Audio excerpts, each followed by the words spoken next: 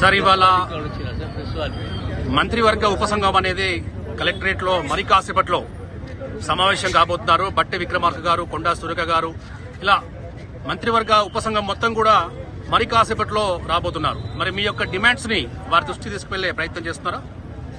వాస్తవంగా రాష్ట్ర ప్రభుత్వం దృష్టికి మా డిమాండ్లను తీసుకుపోతున్నాం. ఇదొక నిరసన మాత్రమే. ఇదొక మేము చేసేది అటువంటిది ఇది కాదు. ఏదైనా ఈ నిరసన ఏంటంటే ప్రభుత్వం దృష్టికి మా సమస్యలు, పెండింగ్ ఉన్న సమస్యలు తీసుకుపోవడానికి మాత్రమే నిరసన చేపడుతున్నాం. ప్రభుత్వం ఇదంతా కూడా మేమైతే demand charter of demands submit చేయడం జరిగిందో ఆ చార్టర్ ఆఫ్ డిమాండ్స్ చాలా సమంజసమైనవి.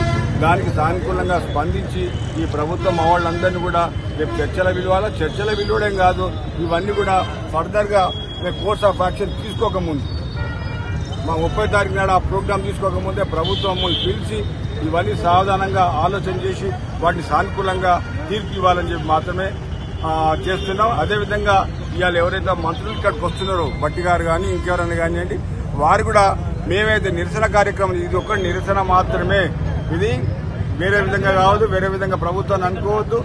ఒక విషయం ఏంటంటే ప్రభుత్వం ఫస్ట్ నాట్ జీతాలు ఇచ్చిన చాలా సంతోషం. అట్ ది సేమ్ టైం మా డిమాండ్స్ ఏవైతే ఉన్నాయో ఆ డిమాండ్స్ ని అనుకూలంగా వాళ్ళు మాకు అనుకూలంగా స్పందించాలని మాత్రమే మేము విజ్ఞప్తి చేస్తున్నాం.